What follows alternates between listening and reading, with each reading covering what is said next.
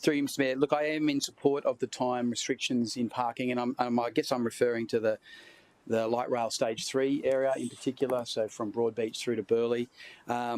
Whilst a number of residents have approached me and have been quite upset about this, particularly those that own caravans, boats and trailers, I think the alternative of the sort of mass migration of commuters into these local suburban streets, which are already crowded with cars, this is a far better, I guess, alternative for the livability and I guess the access to these areas.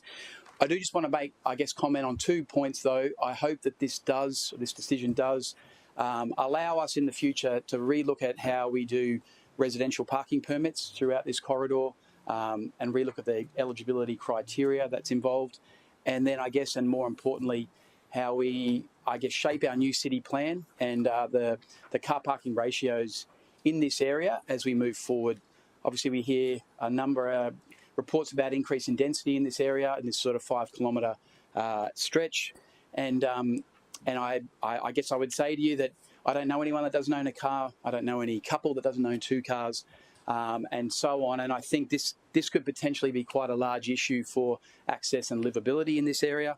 And I think nothing will discourage light rail use more than if we don't provide appropriate garaging for cars. You know, since the light rail 2 was finished about 8 years ago, we've actually had an increase in car sales here on the Gold Coast.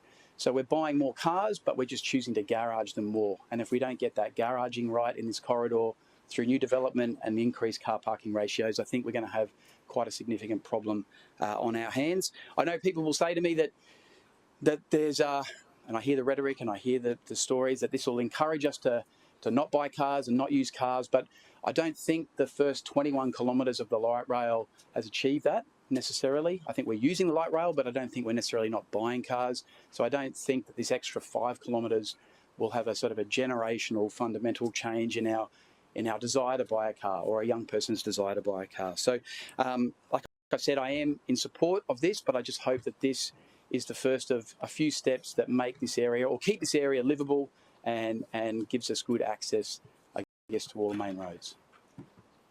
You want to speak against the